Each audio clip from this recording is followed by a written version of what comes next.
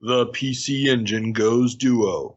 The Super Nintendo snags a Street Fighter II exclusive, and the PowerPC wants to take on Intel. These stories and many more on this episode of the Video Game Newsroom Time Machine. I've been waiting a long time for a chance to say this. Stop the presses. Requiescat in pace. Makes him crazy, man. What is a man? It's me, Mario. What a mess. Get over here! Please save me.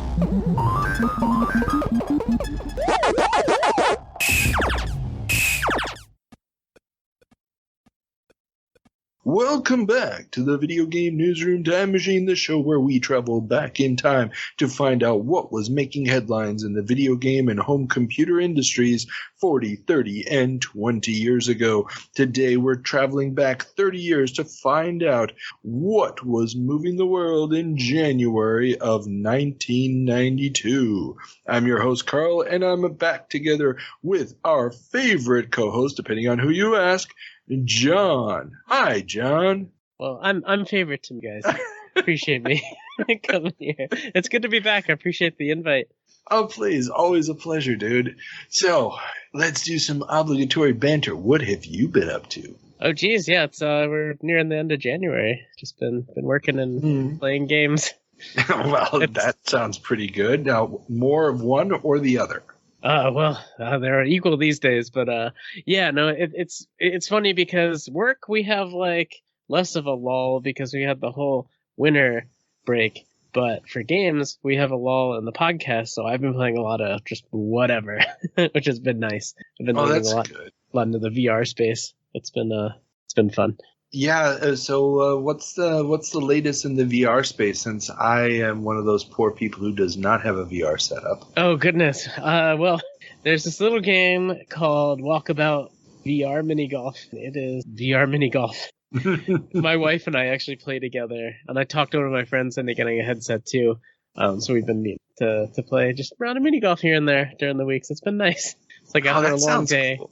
It's neat. It's just like meeting up in person. It's that whole like presence of like the social presence. You can't describe it. It's one of those things you just have to experience. Very cool. Actually, yeah, mini golf sounds like the perfect thing.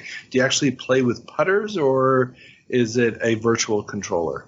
Well, you hold a virtual putter. So you still have like the hand tracking with like little touch controllers, but the actual in-game, like you're tilting your body like you're holding a putter. It's very natural. It's one of those things that I could describe all day and not even do it an iota of justice. But oh wow, oh yeah, man, you're swinging and you're laughing and it's good times. You're making this sound way more tempting than it needs to be right now, especially since I have neither time nor money for that. Oh no. We'll get you there eventually. Not too soon, but not too. I have just 16 more years before the kid's out of the house. Then I can start going back to this stuff. There you go. Well, VR will be super crazy. But exactly. Cool. Okay. Well, we have a ton of material to get through today, so let's get on with it. Remember, everybody, you can check us out on the Twitters and the Instagrams, and you can send us emails, and you can also support us on the Patreon, and all those links are in the show notes. And if you do support us on the Patreon, then you can watch our intrepid co-host engage in one of the most exciting portions of the show, which if you're listening to this, you're going to hear about it, but you won't be able to see it, which is a little segment we call the 7 Minutes in Heaven, where the co-host has to play a game that was reviewed in a publication dated January of 1992 that they have never played or seen before. Today's 7 Minutes in Heaven goes to the Amiga classic Moonstone. Are you ready, John, to collect some Moonstones? I am ready. Let's get these Moonstones. Go for it.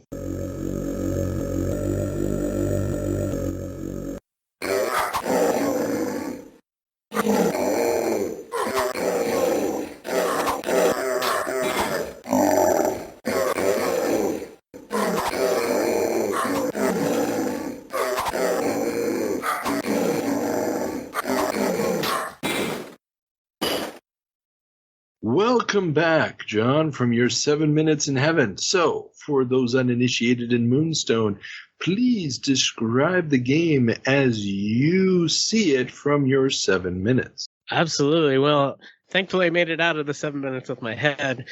This game is a medieval combat simulator at its best, but super not that at all. The game opens up with this just epic intro of monks indicting you into this quest for these moonstones, and it takes you through this crazy intro.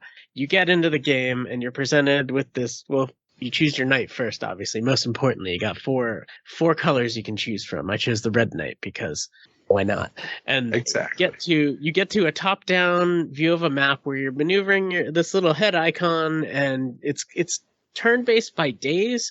And on the first day, you're moving the guy around, and you can enter a town, you can explore a cave, or if you see another player, or I was playing with CPUs, you can choose to fight them. And then the combat segment turns into this kind of what you'd expect, like side view of like a 2D almost fighter, because the screen doesn't scroll, but you're your knight and you're just pressing the attack button to swing away, and it's just a lot of fun. I really enjoyed this one.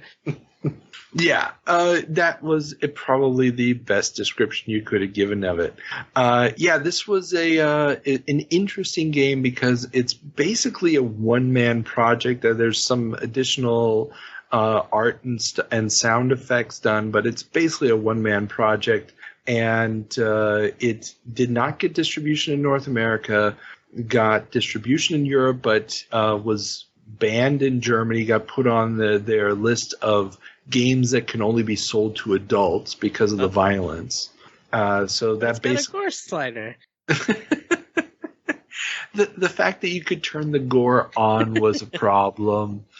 Other games also came into that hurdle, and so it's rather, and it was very poorly marketed. The cover image made it seem like a comedy game, and it doesn't really have a comedy vibe inside the game. So it's really kind of it's a shame the game didn't get more press. There are some issues with the balance of the game later on, but the fact that it has the 4-player mode where each player is playing one of the knights is just so unique, especially at that time, that it really deserved to be better remembered than it is. Oh my goodness, so much fun, you'll die. Again and again and again.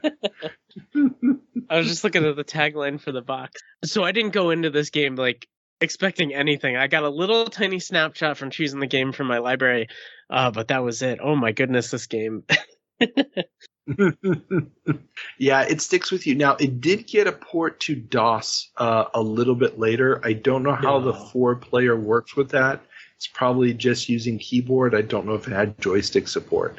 So there is a DOS port of this out there, but the Amiga original is really where it's at. So I'm familiar with Mindscape. I've definitely played some other games of theirs. It's not surprising that there's a DOS port. I'll have to go grab that one. Yeah, and this is one of those situations that happens pretty much, and this is why some people deride the Amiga library, because all the really good games got ported. Gotcha. The Amiga was one of those platforms where a lot of amateurs or semi-amateurs made some really great games, but if you were big on the Amiga, you got ported to DOS. And this is one of those games. Now, the downside to the DOS version is that they completely redid the soundtrack, and it's it's not an improvement. Oh no. Yeah, so, but that's the kind of thing that happened quite often. It's like, they would port it, but remember, we're talking completely different code bases, completely different type of CPUs, the 68,000 versus the x86 architecture. So most of those ports may have been able to take over some of the logic, but all the graphics routines and everything else had to be redone from scratch. Ends up making porting of these games really like a reinvention, and often sacrifices a lot of stuff, fortunately. Yeah, I imagine they could really only keep like maybe a little bit of the artwork and like maybe some damage values, but yeah, and you also have to think, I guess the Amiga didn't really have a big stronghold overseas if it did get ported, and like DOS was really big on the Western side of things, so I don't know if that kind of contributed to it. Well, the deal is that, for example, in 1991, the Amiga has a larger software user base than DOS in the UK. Right. By end of 1992, that won't be the case anymore. But it's still bigger than DOS. In the United States, on the other hand, at this point in time, the Amiga is not even really an issue. It's like 5% of the market if they're lucky. Mm-hmm. And this is this huge disparity between Europe and North America. In some European countries like Germany, DOS is probably already a dominant force in 91, will definitely be a dominant force by the end of 92. Amiga is still a big thing, but the problem is that the platform is not evolving fast enough to keep up. By the time the Amiga finally has a new chipset that can do 256 colors and so forth, it's going to be, I believe, 93. And by then, the boat has sailed. It's too little, too late. And DOS will have already overtaken it. And the console market, which up until the 16-bit generation was pretty much and also ran in Europe, is also going to be picking up that low end of the market. So while the Amiga and ST and before then the 8-bit home microcomputers were the cheap alternative for people to play games, the consoles are going to take that, and anybody with enough cash is going to be forking out for a DOS machine. That makes a lot of sense. That makes a ton of sense. Yeah. Unfortunately, because you have this huge foundation of people who have been coding these machines that know all the ins and outs and the tricks of them, but there's no commercial market to produce games that can make money in there. And there's going to be a lot of development companies that are just going to sort of fade away, that were huge in the 80s and 90s, that either make the jump to DOS too late. Companies like Sensible Software, Talion in Germany, and many more. And it's unfortunately that those companies just aren't going to make that transition to DOS. Or they'll try to make the transition and the products just won't have the same impact that they had on the Amiga because they haven't kept up with the evolution of the technology. Yeah, that's got to be such a rough jump, especially when that's your wheelhouse going to something completely different. Well, I mean, we're talking here in 91. This month in the magazines, we're also seeing the first ads, proper ads for Ultima Underworld that show like these transition screenshots. It's really cool because they're like 4 screenshots, 3 different scenes, 4 screenshots of each scene showing you the different perspectives. It's like, walking into a cell with a monster or walking around a giant Ankh. And they had to do that because explaining to somebody that you're going to be playing a first-person RPG that's not on this grid like Dungeon Master or the old Wizardry games, but in fact is fully 3D. This was the only way to explain this to people. And that's going up against Moonstone. I mean, Moonstone's a great game, but, it suddenly in comparison with that, it feels like, a generation before. And that is going to be the case with almost all the products that you can put on an Amiga at this point, because you're dealing with hardware that was designed in 83 and 84. Yeah, so, I didn't even think about that playing this game, because I came at it from, hey, I'm learning about the Amiga and not thinking about, oh man, this is, competing with like completely new architecture. Well, I mean, DOS, PC architecture had been around, but where it's actually fully taking off like that. Exactly. And this is, as somebody who was an Amiga user at this time and looking over at the other stuff, the average PC user at this point still doesn't have a proper sound card. The average PC user at this point is maybe just getting a VGA card, but there's probably still running a 286.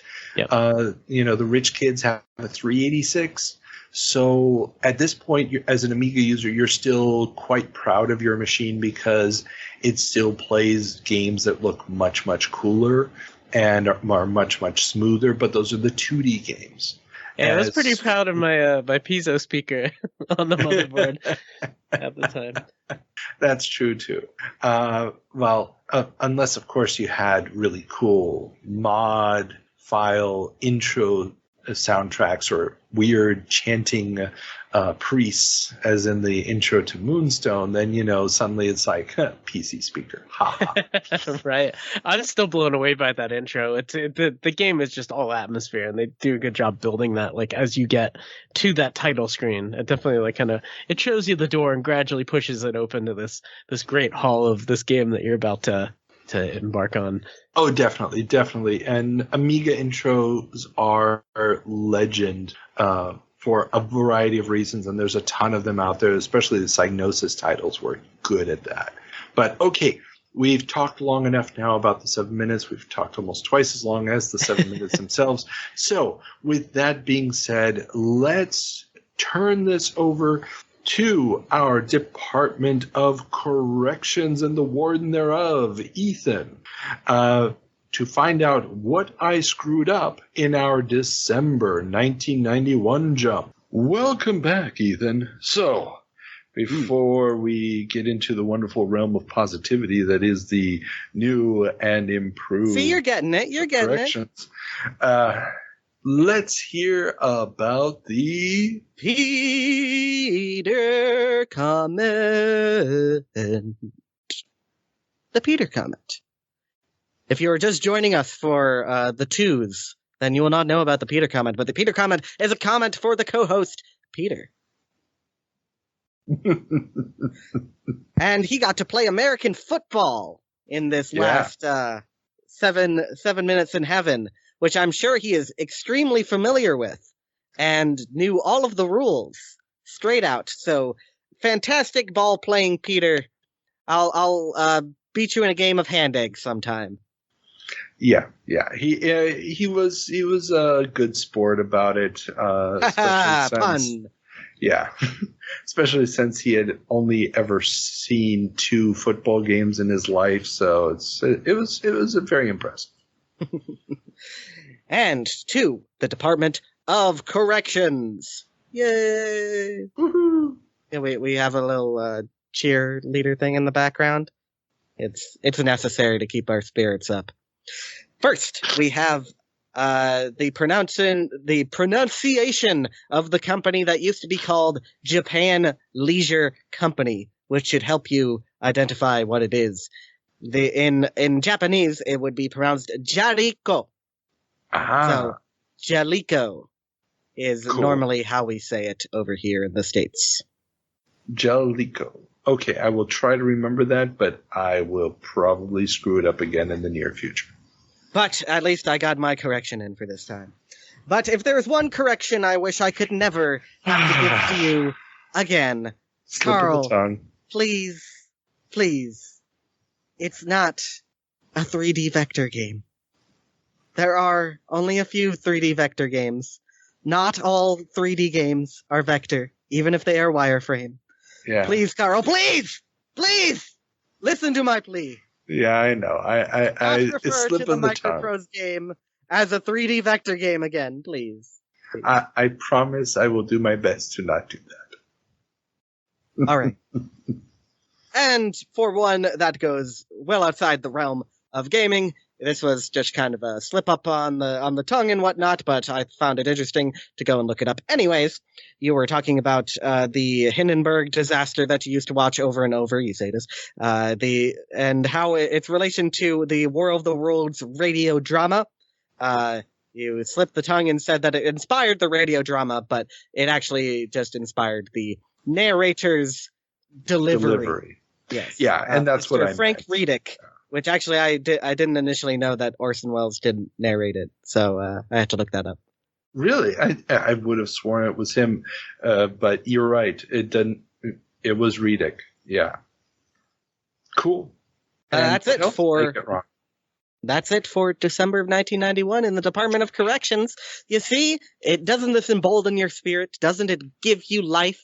Doesn't it want to make you hear some fabulous sound effects? It does, and we have a brand new sound effect for 1992, which we are going to play in just a few moments. So, Ethan, thank you as always for your service. Yeah. So, Jalico? I believe so. Yeah, I'm not even going to try, and since the company is relevant but not that relevant, we'll find out if I remember to correct myself next time. Well, good luck. I can't get it straight, so Yeah, there you go. you did good. Yeah. You did good on that one. I usually have a lot more. Yeah. It was a good month this time. But I've already seen the some of the corrections that are coming down the pipeline. It's out there. So the impending boulder. Yeah. So and like Ethan just said, it's a new year. We have brand new sound effects by Ethan himself. And before we premiere our new time jump to 1992 sound effect, remember everybody, when we are talking about January of 1992, we're always referring to publications that had cover dates of January of 1992, which obviously means that the news happened at some time before that, and also that the magazines were always cover dated considerably later than they actually appeared on the shelves. It is a framing device. We're not saying that the events actually happened at this time. And if we do know something closer about the events, we will say that. So just don't send me any nasty emails about it. John, are you ready to turn on the time machine? I think so. So you're telling me all this time you've got a different soundbite than the doo-doo-doo-doo-doo that you do? I love that. That needs to be, You've never actually listened to an episode, have you? No. I usually skip through the parts that aren't mine. No, yeah. Ethan puts together sound bites for our. He takes little sound bites from news reports on TV and stuff from that year and creates this cool little collage of sound. It's that we use for the time jump. Oh yeah, no, those are really cool. I'm sad the viewers don't get to experience your vocalized version of that. Yes. Behind the scenes here, I always say do, and I cut that out, and that's my little. I actually can recognize it in Audacity now from the sound wave. I know exactly where those are because I recognize the sound pattern of do. So that's yeah, so funny. editing this is going to be a pain in the butt because I've now said do so many times. Oh well. All right, well, let's go before we make it harder for you. Exactly. Let's turn on the time machine. Sega CD. 1992. Joystick to a whole new world. Welcome to January of 1992. John, what's our first story? Spectrum Holobyte teams up with Virtuality. Flight sim aficionados Spectrum Holobyte have joined forces with W Industries, the creators of the arcade VR system Virtuality. Their new joint venture together with Edison Brothers Company will be called Cyber Studio and will begin by focusing on creating improved versions of existing Virtuality games before developing new software for the system. Computer Gaming World even mentioned Spectrum Holobyte's plans for mall-based flight simulators. Mall-based flight simulators? Yeah, and this is, okay, Virtuality, in case you're not familiar with it, was essentially an arcade version of virtual reality in the early 90s.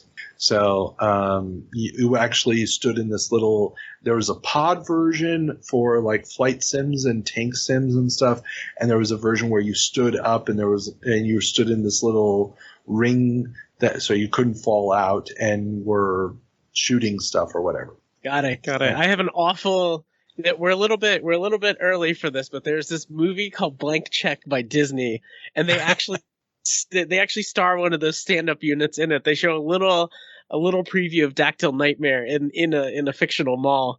that the story takes place. And I didn't put that together until I'm just reading these words here. Exactly. And Dactyl Nightmare is one of the games that Spectrum Holobyte is talking about improving. They want to make it more multiplayer friendly or whatever. I mean, it was a multiplayer game from the get-go. Right. But the idea here is that they're going to be bringing in their expertise. Edison Brothers is, I believe, the manufacturing partner in this venture. And because WO Industries is out of the UK, they really need more assistance, more financial backing to really get going in North America. And Spectrum Holobyte at this point is really trying to expand. They had a relationship with Mirrorsoft in the UK. We talked about them late last year about how Robert Maxwell, the head of that company, disappeared, died. They found his body. So he died mysteriously, probably a suicide. And then it turned out that he had been embezzling money from the company and doing all sorts of shenanigans with the pension fund. And the whole company starts going broke. And so all of that is playing out at this point. So I'm only speculating, but I'm guessing Spectrum Holobyte wanted to expand similar to the way that Microprose was also expanding into the arcades. And as far as I can tell, nothing major actually comes out of this cooperation. Couldn't find any games with Spectrum Holobyte's credits on it that were set up for the Virtuality system. So as far as I can tell, this doesn't go anywhere except maybe some distribution of Virtuality into US arcades. And yeah, it's another attempt by a PC game maker to get into the arcade space at a time when the arcades are kind of going through a bit of a downturn.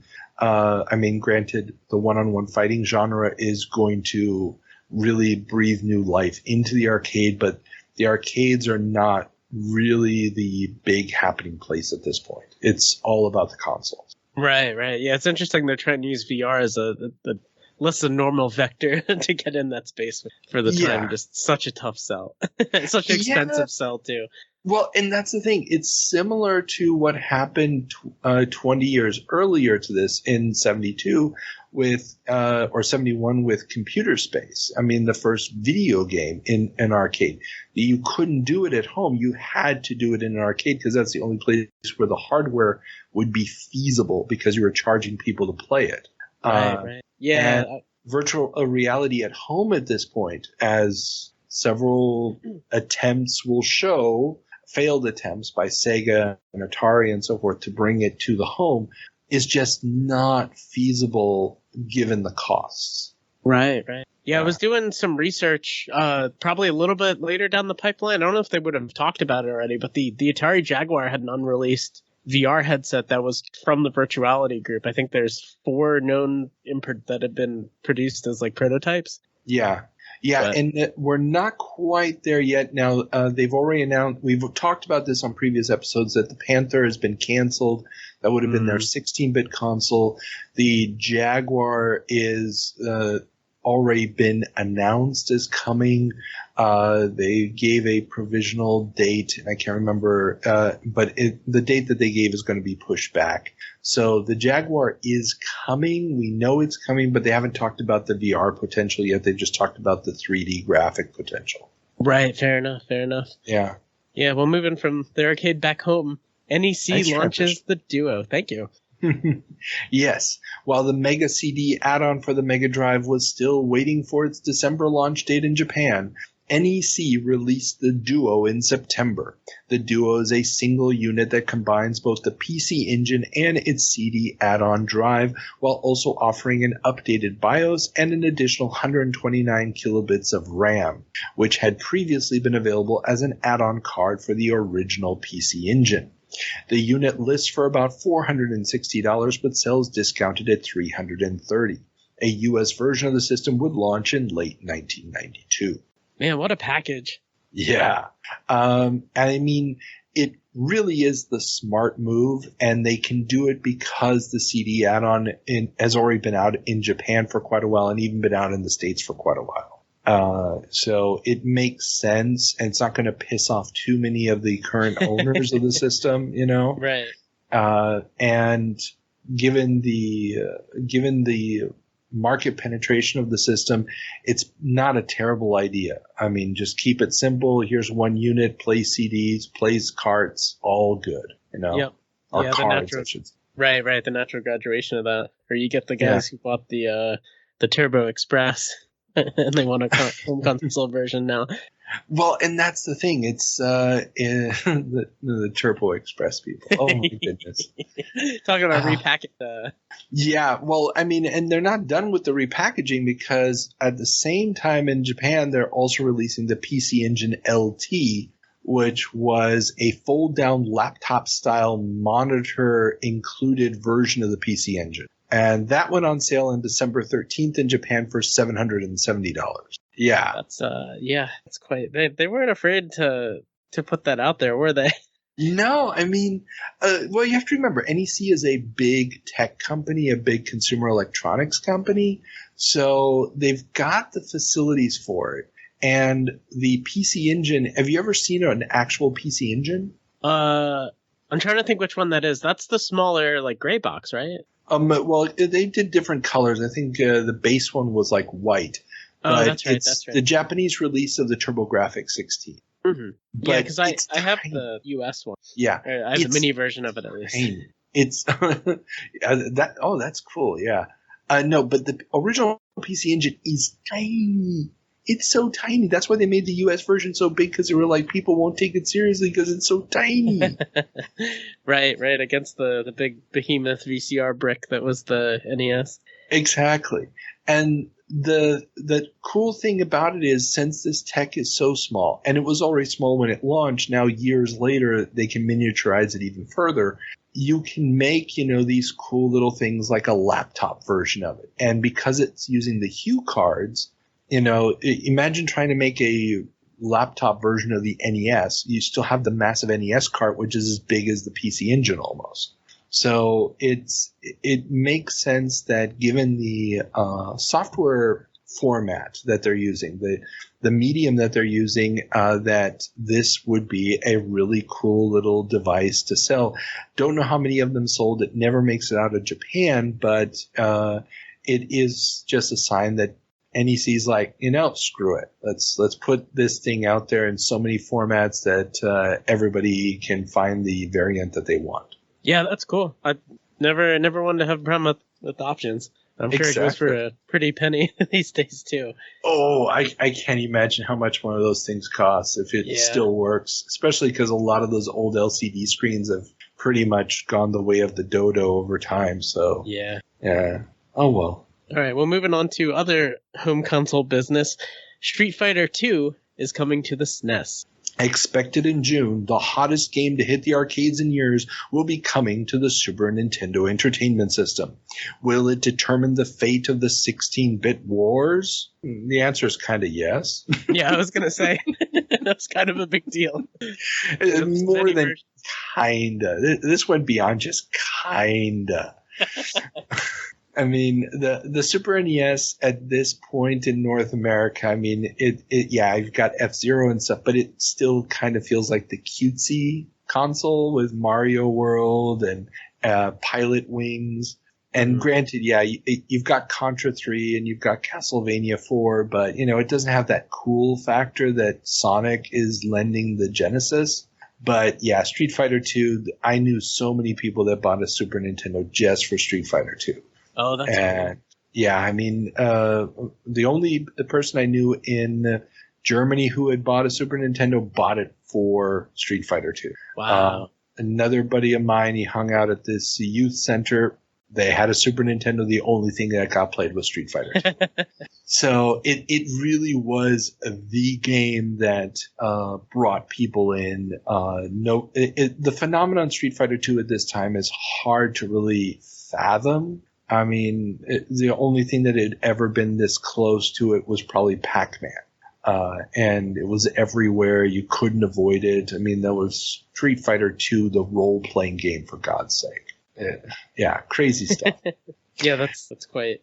I was never huge into Street Fighter, but I know people who are very passionate about it, so I can definitely get on that bandwagon. But this was it.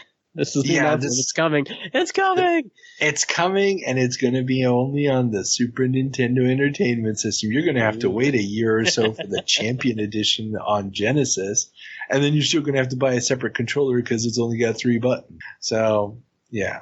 Oof. Have you ever tried playing that with 3-button stick? No.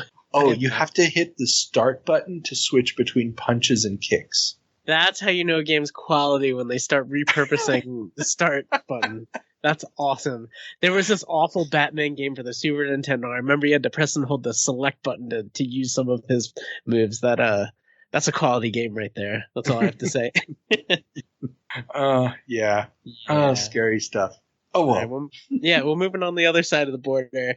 Acclaim is coming to Genesis. Acclaim unveiled their first Genesis and Game Gear titles at the January CES in Las Vegas. The development is a major move for a company that made its fortune on Nintendo platforms. According to Game Informer, this is made possible through their acquisition of Mirrorsoft Limited and its U.S. subsidiary, Arena Entertainment. What was Arena known for? The name sounds familiar. Arena wasn't really known for much at this point. Okay. Mirrorsoft had just started them. They may have released a handful of games. I think they released like Speedball 2 and a couple others, which were Mirrorsoft titles from Europe that they were porting from systems like the Amiga. But this is very similar to why Acclaim bought LJN. To get, additional licenses on the Nintendo, and they bought up Mirrorsoft's operation and this extra name Arena, basically to distinguish them, these Genesis products a little bit from their NES offerings. In my interview with Greg Fischbach, the co-founder of Acclaim, he talked about how he actually had a sit-down meeting with top executives at Nintendo to let them know before this was announced that he was going to be releasing games on the Genesis. Not to ask their approval, but to, be honest with them, because they had such a close relationship since Acclaim was, I think, the first U.S. Publisher releasing games on the NES back in the day and stuff. And they had such a relationship with them that he wanted to make sure that they learned about this from him, not from, somebody else and stuff. Yeah, that's such a cool business courtesy. Yeah, I mean, if you really want to know about that, it's an amazing interview, a very long interview that I had with him, and just the business side of Acclaim is extremely interesting, even if a lot of people, Acclaim and LJN especially later on have become a punchline. But they really they were a massive force in the industry. And this is also the era when they're going to be releasing, the Mortal Kombat games and stuff. And the Arena Entertainment logo will be on those. Very cool. Very cool. Yeah. I did not know that. I'd heard of them. That's why I was asking that question. But this puts a lot into perspective there. Yeah, and they're going to keep the label up until 1994, and then after that, they're going to be publishing under their own name. Got it. Yeah. So moving from one A company to another, Accolade files counterclaim against Sega. We reported back in our May 1991 jump that Accolade had launched their Ballistic label of Sega Genesis games. These unlicensed titles have become the fodder for a legal battle with Sega, claiming that the reverse engineering done by Accolade violated their copyrights. Accolade has now countersued due to a revision of the Genesis that now displays a message before a cart loads stating produced by or under license of Sega Limited. Accolade is suing that this creates a false attribution of their games. Accolade has also been complaining, at least in the press, that Sega has been putting pressure on developers and hardware suppliers to not do business with them. Man, that's the beginning of something there. I've always been fascinated by the all the different I don't want to say unlicensed releases, but I mean EA was dabbling in some of that too. Yeah, well, EA doesn't actually release any unlicensed games on the Genesis, but they hacked the system, and they could have, but they decided to cut a deal. And this is also how Joe Montana Football was actually a discarded version of John Madden Football. So they had been developing two different versions of Madden. They sort of had a backup because they had to get a game out. And Sega got the throwaway backup version, which became Joe Montana Football, because they had signed the deal for Joe Montana and they had tried to make their own football game, and the developer making it had completely dropped the ball. Fumbled it, you might even say. Yeah, pun intended. Yeah. If you want more details about that, please check out my Michael Katz interview, since he was the head of Sega at the time, and he was the one who brokered that deal, and he told us all about it in my interview with him. So, yeah. But Accolade decided to – and now Accolade, if you're not familiar with the company, is a very old computer game developer made up of people who left Activision. That's why they chose the name Accolade, so they'd be even ahead of Activision. And Activision chose the name of Activision because they'd be ahead of Atari. Yep. So it's always about getting one step ahead in the registry.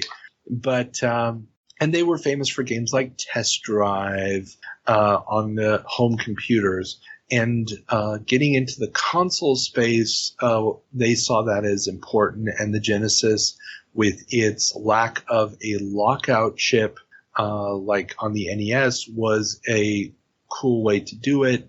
Now, Sega has been redesigning their machine to try to get rid of people like Accolade. Unfortunately, this has also caused games from other manufacturers to also become problematic, especially EA, since they're manufacturing their own cartridges instead of having Sega build them for them. That's why the EA Genesis carts always look a little bit different. They've got that little weird decorative yellow tab on the side and stuff.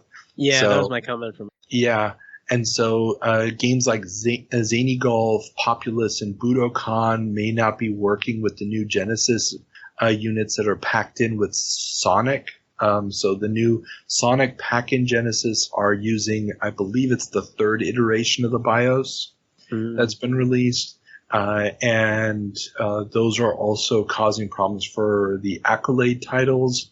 And ultimately, Accolade is going to lose an injunction battle at the trial court level, and they'll appeal that. So they'll have this initial order where they have to pull all the stock out of the stores.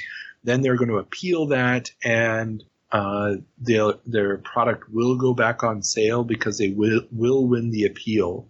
And they'll reach an agreement with Sega that would allow them to manufacture their own games, just like EA had a deal, as long as they produce exclusive titles for Sega. So Sega said, hey, we'll bury the hatchet, but we need you to produce some titles that you won't port to the Super Nintendo. And they did that. And so that became mutually beneficial relationship ultimately. But Accolade doesn't have the same clout that EA does, doesn't have the same depth of games that EA could offer. And that's probably why they didn't give them the same kind of reception that they gave EA, or at least they didn't want to, immediately do it. There's also some issues about whether or not Accolade actually did a proper clean room, or if they did in fact copy some code to get the games working. And I honestly didn't do enough of a deep dive to really figure that out. Yeah, that's fair. That must have been really messy litigation too. Oh yeah, these things are always a pain in the ass because it really gets into these deep things. And then Sega at one point, demonstrated a cartridge that did not display that new message. So apparently there was a way to program around it, but they wouldn't tell them how to program around it. But this message popping up saying, that the game is, licensed or owned by a producer or under license of Sega, is really, from what I read, what got Sega into trouble. because it's one thing to say, you're not allowed to play on our system unless you pay us, is different from claiming that you somehow were responsible for the game that somebody's playing. Right. And that is what I think they overstepped. If they had just stuck and said, hey, we're going to change this and now your games aren't going to work, they would have probably had a better leg to stand on, but this was just such a dick move that that the court was like, the other guys may have done this, but come on. That was just my very superficial glance at the reporting on this, but that is probably what turned the tide. Wild, very wild. Yeah. So we're still in the A's here. Atari shows off new wares at Comdex. Tramel's Atari isn't out of the count. As the number of attendees at Atari's dedicated shows decline, they have pushed forward by showing off a line of IBM PC compatibles at Comdex. The ABC line will retail between $1,200 and $2,000. No great price reduction compared to similar offerings from Tandy and others. They, of course, also had a ton of new proprietary tech for the ST line, including the CD-AR505, a CD-ROM drive that will retail for $599, and, if promises are kept, will have a total of 7 discs available for it by Christmas of 1991. In addition, the Stacy portable computer has been replaced with the new ST Book, bringing with it a new version of the TOS operating system. And yeah, it's Atari. Yeah, I'm a little lost on that last bit, to be perfectly honest. Yeah. Okay. Now the tail at this point in time, while Tramel is still selling mainly back stock. I don't even know if they're still manufacturing at this point, but they're selling some back stock of old consoles. So they're still selling like the Atari 2600 and the 7800, and they've also manufactured in the last couple of years console versions of the Atari 8-bit computers, the XE, I believe it was. Okay. Their main business is still home computers, and the ST still has a bit of market share in Europe. In the United States, it's all but dead. There's still a hardcore ST fan community, but the machines are not really selling that well. They keep coming out with new iterations of the ST, slight improvements, but just like with the Amiga, every new improvement seems to be creating either new incompatibilities or is adding new features, but the user base is so small for those new features that no software houses are really incorporating them into anything. Right. And the idea now of adding, CD add-ons for the ST, which originally came out in '85, is basically kind of like, why bother? Yeah. And they've been promising, and this has been kind of an ongoing joke for the last 2 years, they keep promising all this new tech. They'll release it in limited quantities and then immediately move on to something else. Yeah, a little too late.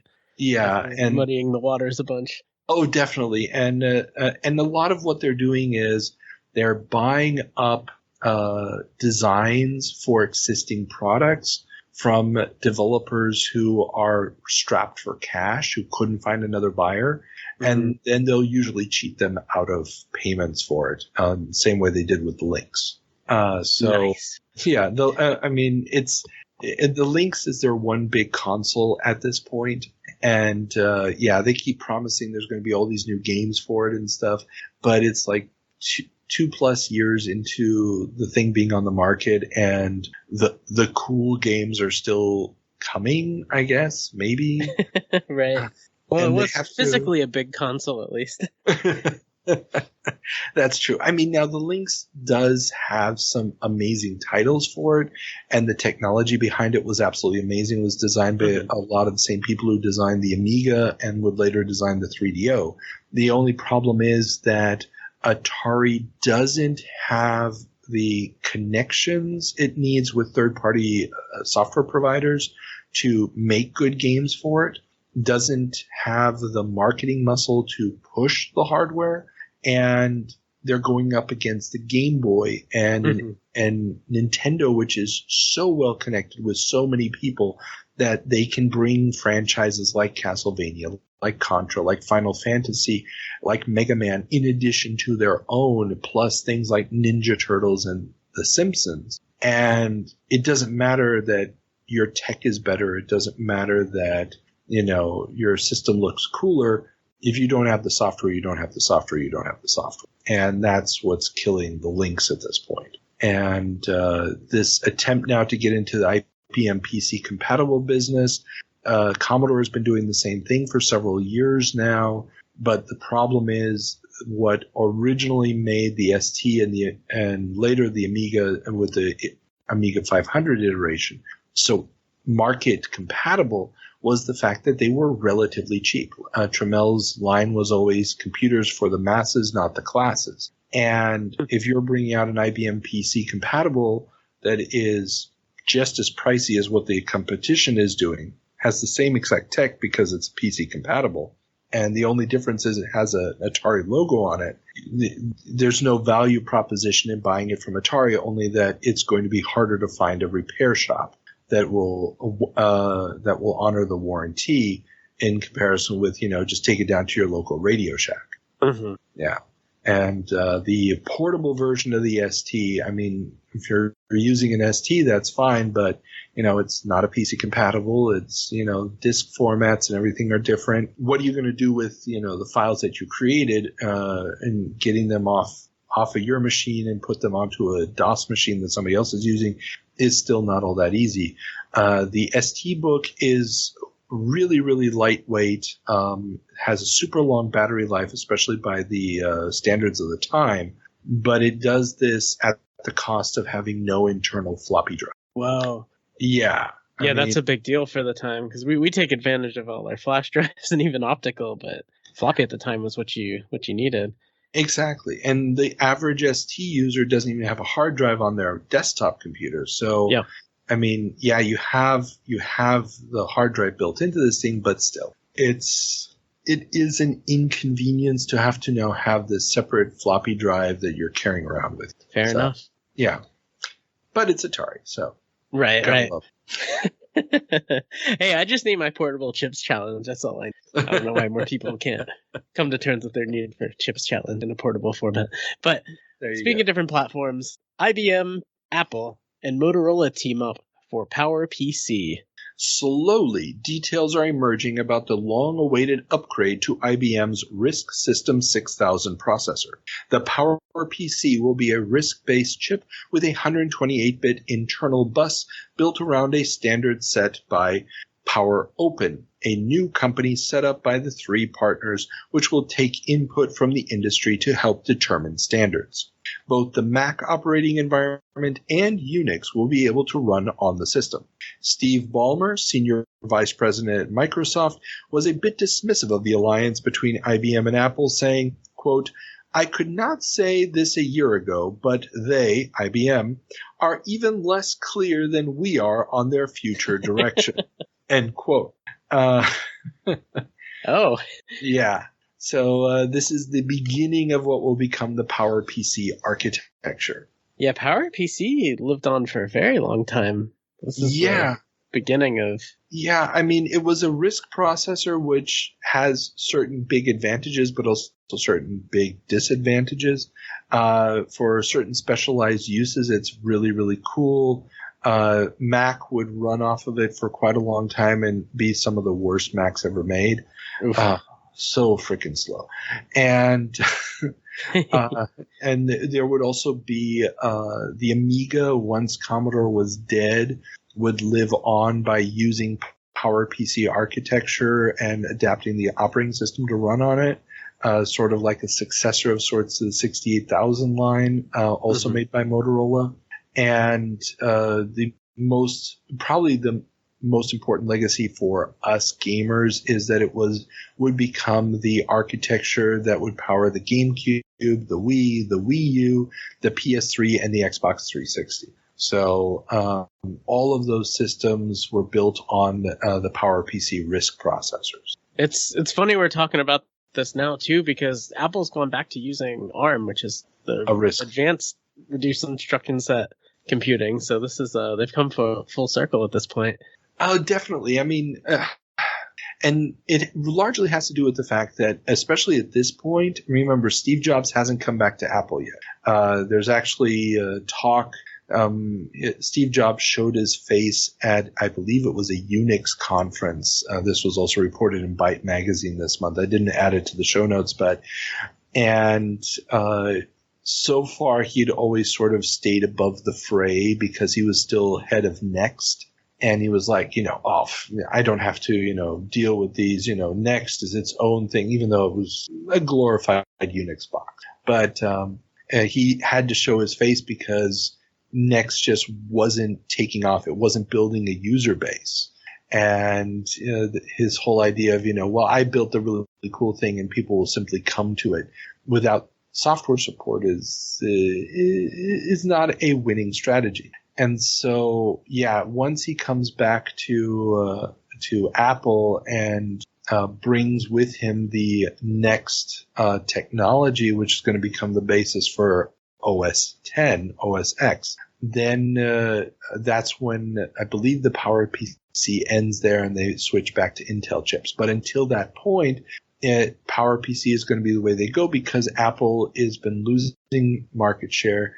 They need to back somebody, and IBM is still, I believe, a little bit ticked off that they've essentially been kicked out of the IBM PC compatible market that they created, and they're trying to create their own thing. Yeah, that's funny. I hadn't thought of it like that. Yeah, and Motorola, which created the 68,000 back in 79, and that's been powering so many systems and is currently powering the Genesis. I mean, by the time your chip is being used for a console, it's already outdated tech. Okay, consoles never use the coolest, latest. They're always, sort of, or were at least in the past, sort of like the last reject to get your stuff. Right. They haven't really had a proper successors to the 68,000, so they're also looking to stay in this game with a product that has a future. So it's basically three parties who have been seeing their market share dwindle, coming together thinking maybe they can come up with something new that's going to push them to the top again. And Intel and Microsoft are just sort of standing on the sidelines wondering, like, what the fuck? Yeah, what are these guys doing? What's your plan again? Oh, you're going to make something that's not compatible with us. Yeah, good luck with that. Thumbs up, I could not say this a year ago, but they're even less clear than we are on their future direction. That's I couldn't have said it better. That's Steve Ballmer. It's pure Ballmer right there. Yeah, it's a Ballmerism. Okay, let's keep moving. No problem. CD upgrades are on the way. Sierra and LucasArts are leading the charge into the CD-ROM age. Sierra has already sold roughly 70,000 copies of the CD version of Mixed Up Mother Goose and plans more upgraded versions of its games, while LucasArts is following suit with a CD version of Loom featuring a massive cast of 28 characters and musical score. I grew up on Mixed Up Mother Goose, and I remember that upgrade to CD was just wild. And I played Loom too later on. It's just I grew up on LucasArts and Sierra games, so this was an important time for me. And at this point in time, point and click adventure games on PC are those products that you showed your friends to show off your hardware. So sure. When one of these new games came out, you're like, oh, look at all the cool stuff my computer can do. Look at the VGA graphics. They're so pretty. Or, oh, look at the sound. It sounds so pretty.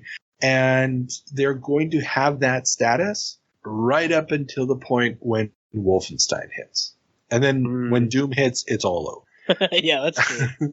Kind of a flash in the pan. But it works really, really well. And I believe it was Al Lowe when I interviewed him, and I'm dropping a lot of references to the interviews tonight, but it really he made this point about how the moment those 3D action games popped up, that function of the point and click adventure as the technological technological showcase for the IBM compatible is over. So it makes sense. I mean, it's the perfect thing for CD. I mean, CD doesn't really add much to a game like Doom except maybe a rendered intro. Mm-hmm. But if you can add speech and spoken dialogue to a game, or a really moody soundtrack for that still image of a backdrop that the point and click adventure is using, it's really, really helpful. It's just not, if it's coming off of a single speed CD, it's not going to be dynamic enough to switch with the mood like the iMusic system that LucasArts is using, or the dynamic sound system that is being used in the Wing Commander games. That can't be streaming off a CD because the CD can't switch fast enough from, oh, you're just flying through space, nothing's going on. Oh my god, the Kilrathi are attacking. The music needs to adapt. Right. Yeah, I remember that distinct like pause when it was like, okay, I'm finding my next spot. Exactly. Oh, you think that's bad? Have you ever played the CD version of Beneath a Steel Sky? No, I've not. Oh. Or at least not from a CD. I've played it through Scum VM because that's a free title you can download and play. Yeah. If you actually play it from a CD, every time a character starts speaking, it has to search for a new track. So it's like, hello, pause. Hello, pause. Oof. Do you sell this here? Pause. No. Pause. That's so funny. Maybe I'll flip the bit on that says emulate CD seeking at some point, but probably not. Don't. It's a great game. It doesn't deserve that. Yeah, I grew up with the Dig. That was the big one for me. I remember some of those sequences were a little slow going between. Yeah. It was the era before you could just pop all the files on a hard drive. Oh well. Yeah, I know. I'm just like, the memories. All right. Entertainment 91 sees multimedia and 3D as the future. Yes. The yearly Entertainment with an I conference on the future of interactive entertainment was dominated by the promise of multimedia as embodied by the keynote speech by Trip Hawkins, founder of EA and the recently established San Mateo Software Group, who talked about the merger of fiber optic cable data delivery, the computer-driven set-top box that would be needed to harness that power, and the photorealistic games and media that said set-top box could deliver like a Trojan horse into the homes of otherwise non-gaming families. Whether or not the current standards for videos such as MPEG and JPEG would be enough is, in his mind, debatable, and the future can only take off when the visuals available are at least as good as those of current broadcast content. This is a good segue off of our previous conversation about. I kind of organized this. Come on. Yeah, I'm sorry. I'm not giving you the credit. No, this is perfect. That's really cool. He's definitely not far off. No. And we talked about this last month in our 30-year jump. The San Mateo Software Group is going to become the 3DO company. Okay. Yeah, and at this point, it's not really clear how restricted his plans for 3DO are, but it's very much in that set-top box, which explains, the look and feel of the 3DO console that comes out. They were living in the JPEG fear, though. Definitely with the plumbers don't wear ties. Oh, Jesus. Oh, my goodness. Yeah, he dropped that one. I'm going to leave it there, though.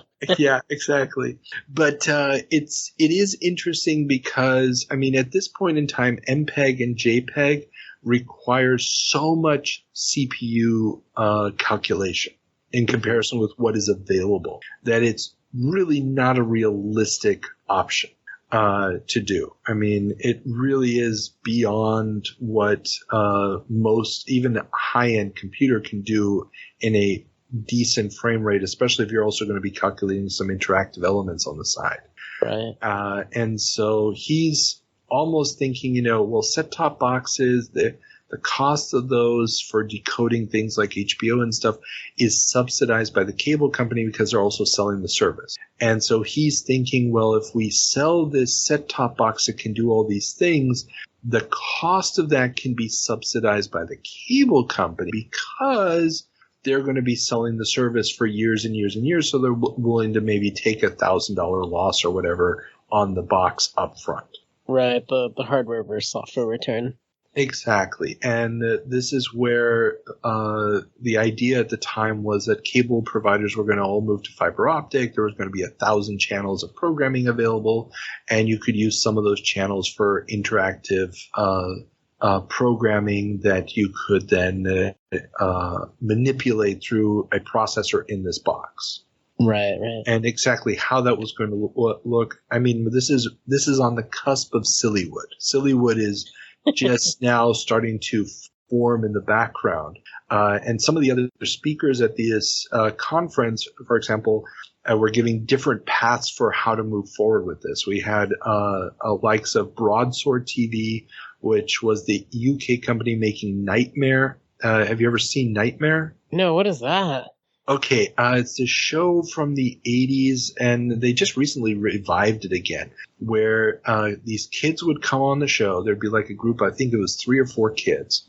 One of them, they put this helmet on them so they couldn't see anything. They're completely blind. Okay. And the other, their friends would be watching a monitor, and so the kid would be in this blue screen room, and the kids watching the monitor would see superimposed around the kid like a dungeon or, you know, a wizard's room or whatever.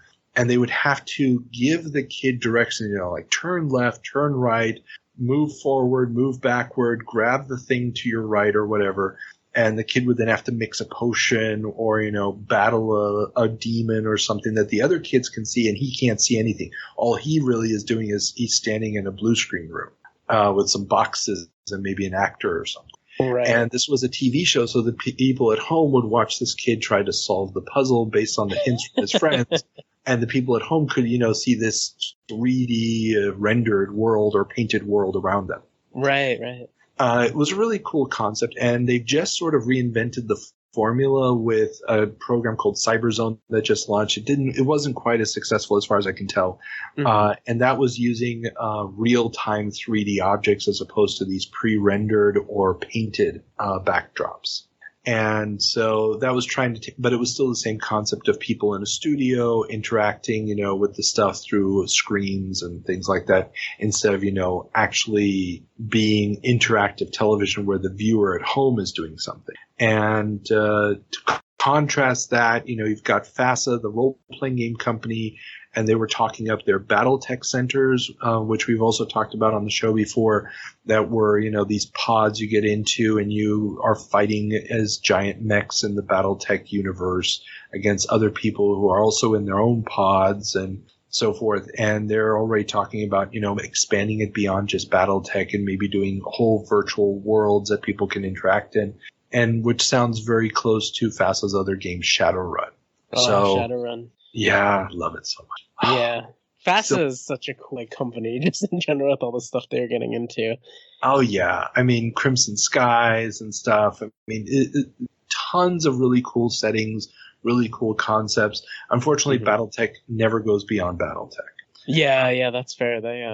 But they took that so seriously. Those battle pods were impressive. They still are. I mean, they're still fun to play, even though the graphics nowadays look like ass, but I played one a few years ago at DragonCon.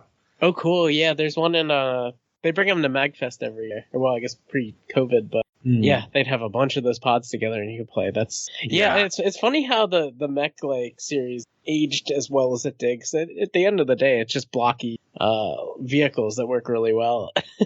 Exactly. I mean, it's the perfect slow pace, but still real time game experience with a lot of strategy built into it, a lot of customization options. So, I mean, it worked great as an RPG. It'll work great as a video game as long as video games are around. I mean, yep. It's an evergreen concept.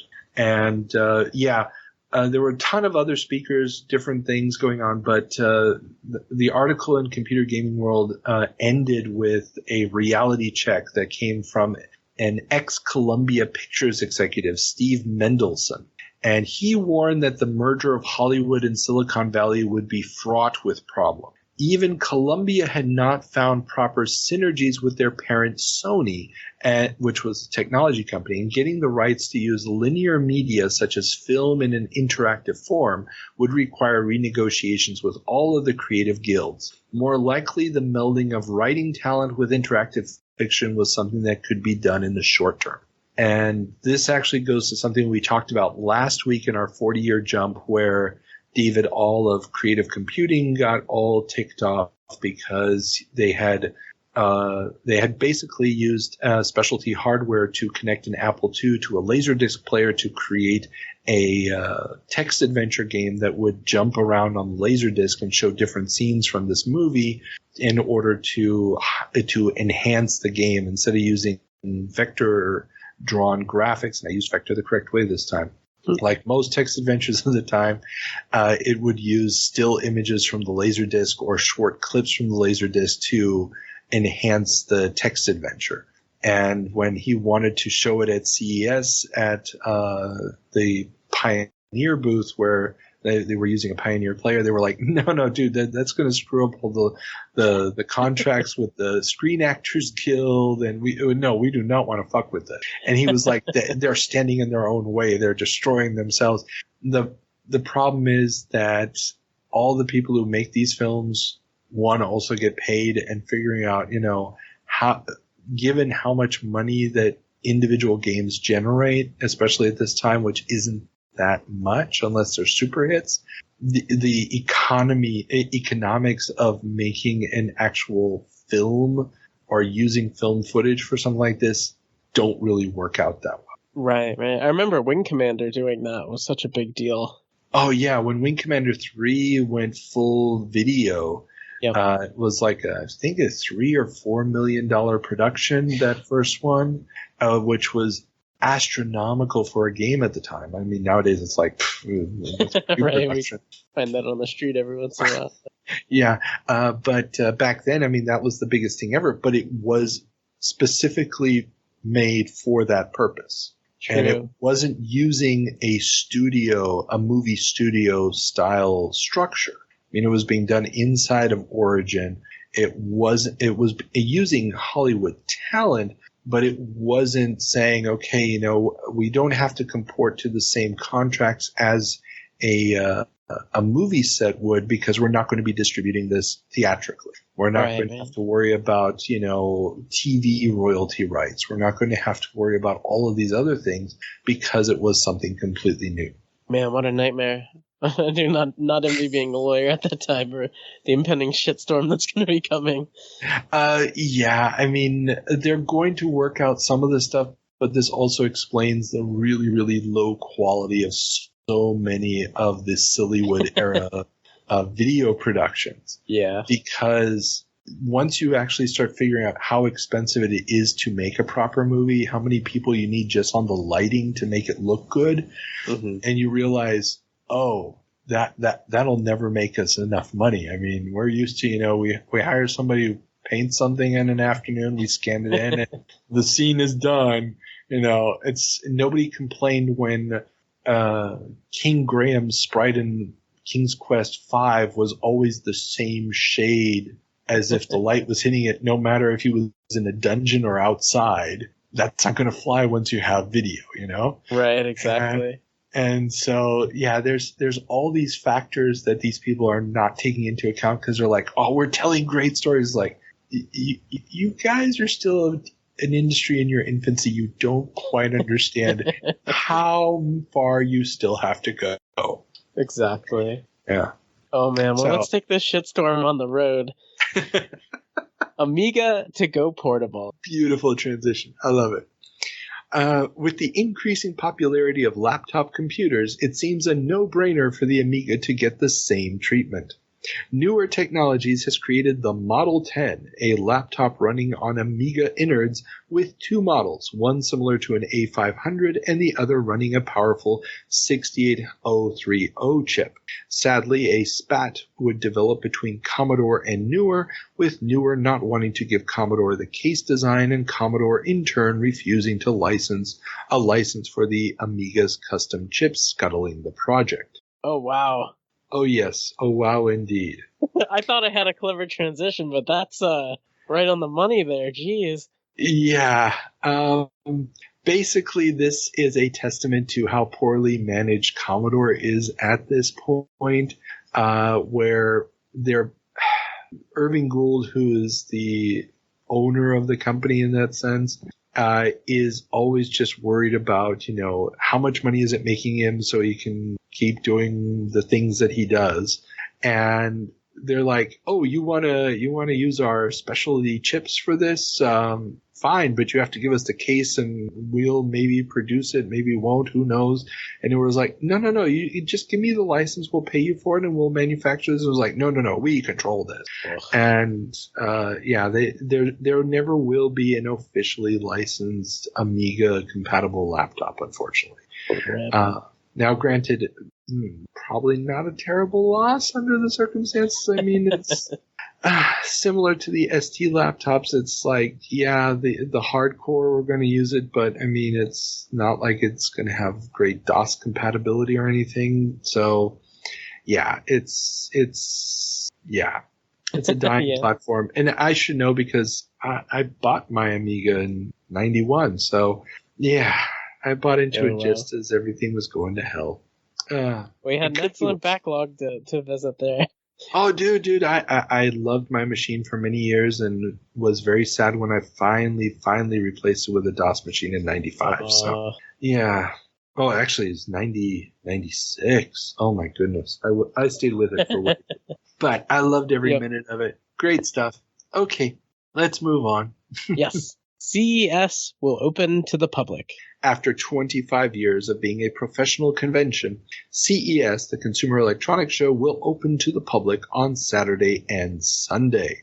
Exhibitors on the main floor will have to be open to the public, while those off the main floor can choose to remain professional only. Man, what a dynamic shift there.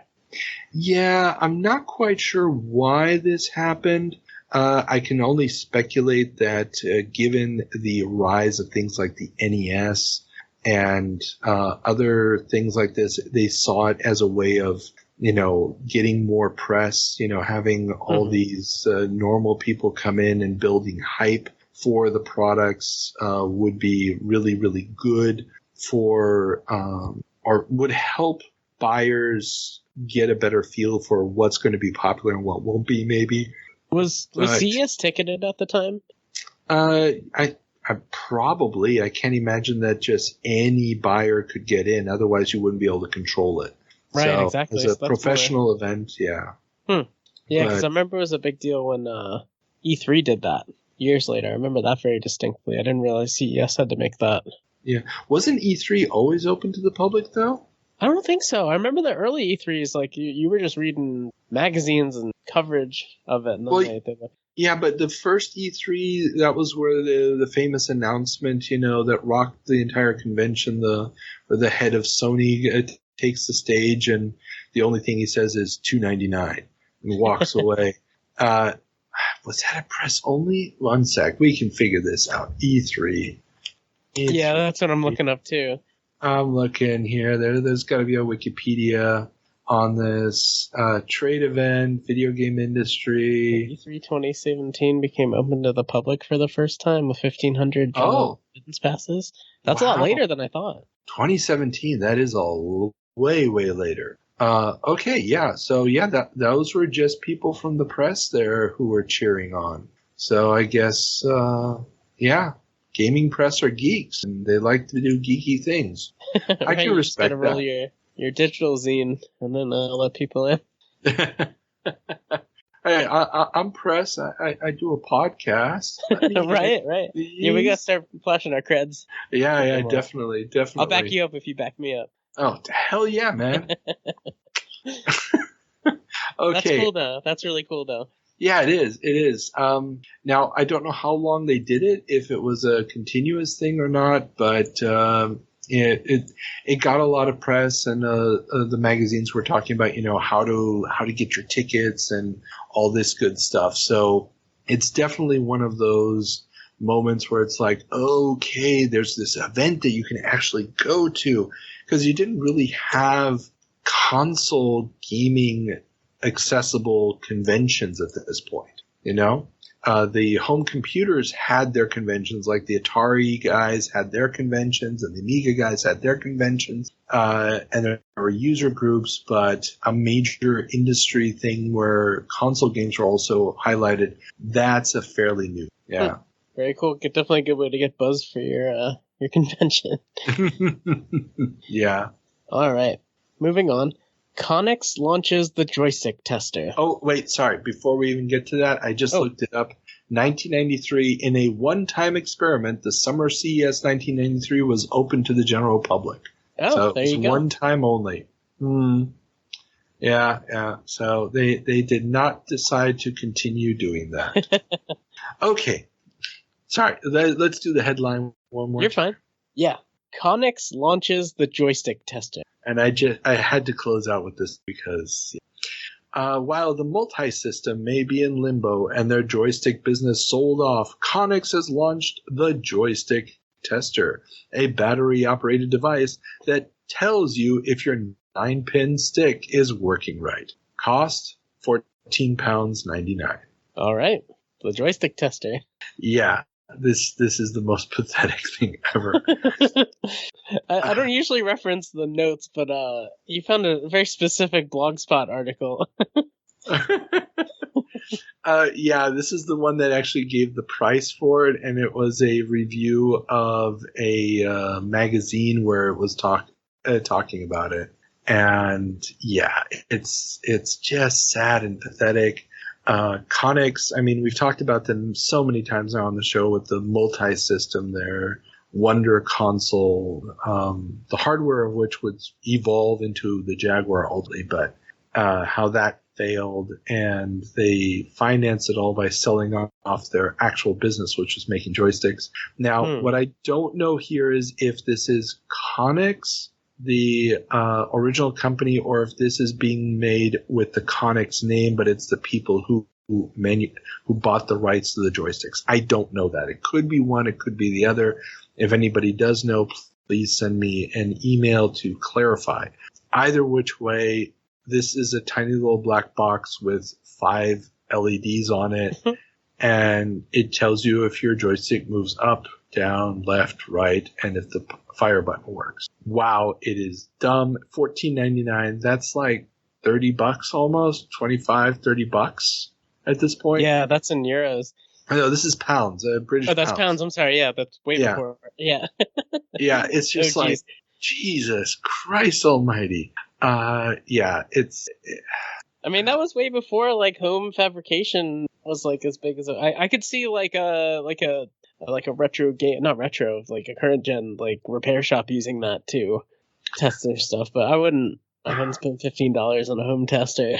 No, I mean, not for these cheap-ass 9-pin joysticks where to just load up a game and see if the frickin' thing works. I mean, yeah, no, it's just a money grab, and one of those things where you're hoping that a grandma will walk into a store and not know what it is, but be like, oh, it's for gaming, so they sell it, you know. Right. That's all. That's the only option here. Oh, well. Okay. That is the end of our journey through the news of January 1992. John, there's one task still remaining. What is the word of the episode? Virtuality. Virtuality it is. So, where can people find you when you're not here on the Video Game Newsroom Time Machine? Absolutely. You can find us on your favorite podcast provider. Look up Retro Game Squad. We're at retrogamesquad.com. We recently linked our Facebook page to provide podcast feeds, which is something new that I didn't know we could do, but you can listen to us through the app now.